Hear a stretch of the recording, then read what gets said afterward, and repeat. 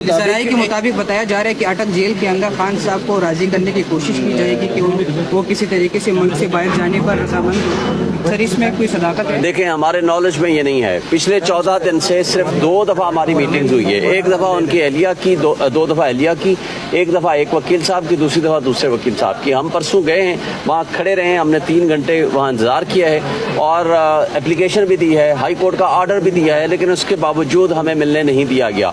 इमरान खान का ये बुनियादी आईनी और कानूनी हक है कि वो अपने लीगल एडवाइज़र से मिले, वो अपने दोस्तों से भी मिले, वो अपने पार्टी लीडर से भी मिले। ये जेल मैनुअल भी इजाज़त देता है, ये हाई कोर्ट का हुक्म भी है, लेकिन उसके बावजूद वो किसका हुक्म है कि यानी यहाँ अदालत आलिया का, हाई कोर्ट का हुक्म नहीं माना जा रहा, फिर किसका वो हुक्म है जिसकी बुनियाद पर वो हमें नहीं मिलने दिया जा रहा। लेकिन हमारे नॉलेज में ऐसा कोई नहीं है और जो कुछ हमारे दोस्त मिल के आए हैं उनके बकौल उनका बिल्कुल हाई स्पिरिट में है, इर्रिस्पेक्टिव को उनको वो फैसिलिटीज़ नहीं दी जा रही, लेकिन इसके बावजूद वो कहते हैं कि आज़ादी की खातिर आपको कुर्बानियाँ देनी पड़ती हैं।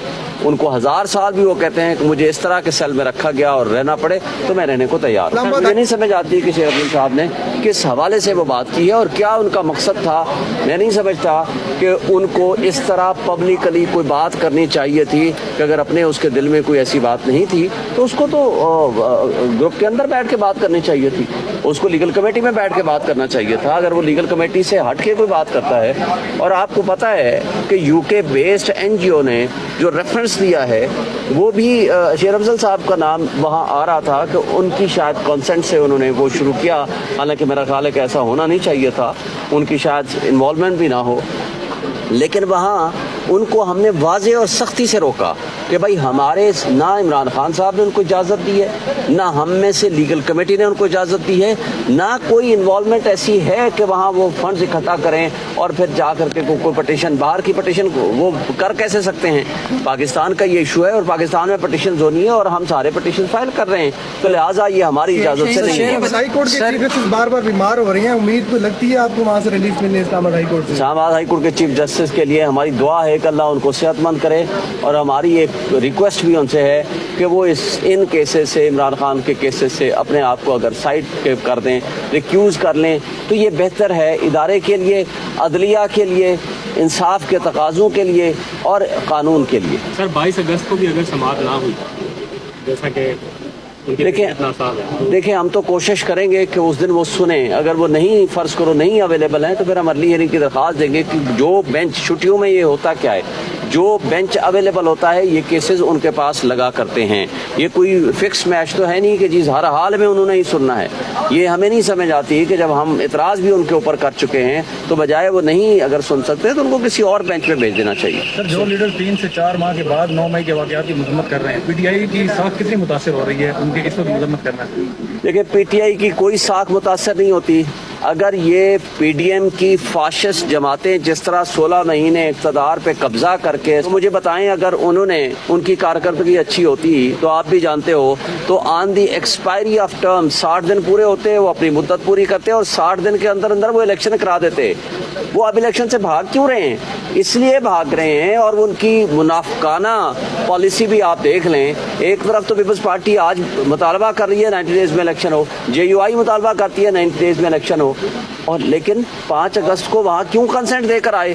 CCI में क्यों बैठे? वहाँ क्यों नहीं उन्होंने कहा? वो तो जाते ही ना। मुराद अली शाह साहब कहते हैं कि जी 2 गैर आईनी सूबों के सरबराह बैठे हुए हैं, हम जाते ही नहीं हैं। वो वहाँ जाते ही ना, और बाहर आकर प्रेस कॉन्फ्रेंस करते हैं, हम इसको नहीं मानते। लेकिन आप 4 दिन पहले इकट्ठा खोल के जा रहे हो और फिर उसको बहाना बना के इलेक्शन का अल्तवा कर रहे हो।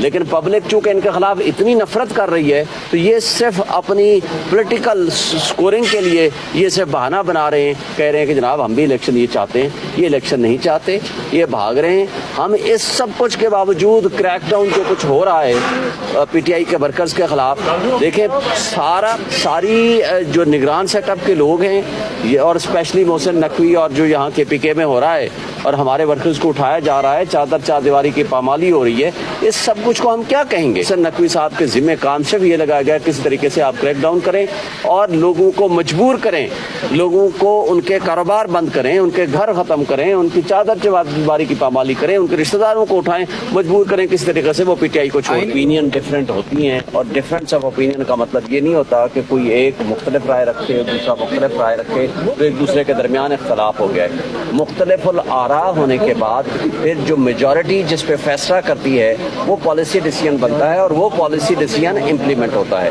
تو میری نظر میں کسی قسم کا کوئی نہ ابہام ہے نہ کوئی کور کمیٹی کے درمیان کسی قسم کا کوئی اختلاف ہے. اختلاف رائے اگر کوئی ہو تو وہ کسی بڑے مقصد کے تحت ہوتا ہے کسی بھی پالیسی ڈیسیژنز کے اوپر, اور پھر جب یونانیمسلی یا میجورٹی ویو سے ایک فیصلہ ہو جاتا ہے وہ امپلیمنٹ ہوتا ہے. اور آپ کو پتہ ہے کوئی بھی ہو, 4 بندوں کی میٹنگ ہو, 5 بندوں کی میٹنگ ہو, 3 بندوں کی میٹنگ بھی ہو, کسی ایک ایشو پہ انہوں نے ڈفرینس آف اوپینین تو ہوتی ہے, آپس میں ڈسکس کرنا ہوتا ہے اور ڈسکشن کے بعد جب کسی نتیجے پہ پہنچ جاتے ہیں تو پھر کور کمیٹی کا روزانہ اعلامیہ جاری ہوتا ہے. اسی طرح لیگل جو ہماری کمیٹی ہے اور لیگل کمیٹیز میں بھی ہمارے درمیان ڈفرینس آف اوپینین ہوتی ہیں. وہ پروسیجر کے اوپر ہوتی ہیں, طریقہ کار کے اوپر ہوتی ہیں کہ کون سی پٹیشن کون سی کورٹ میں داخل کی جائے, اس کے لیے کیا گراؤنڈ چیک اپ کیے جائیں اور کیا طریقہ کار مقرر کیا جائے. اور ان کے درمیان بھی جب ہمارا کنسنسس ڈیولپ ہو جاتا ہے, میجورٹی آف دی فرینڈس جو ہمارے طے کر لیتے ہیں, پھر اس کے مطابق ہم آگے فیصلہ کر کے ہم اپنا لاہ عمل بنا کے اس کے مطابق آگے پروسیڈ کرتے ہیں.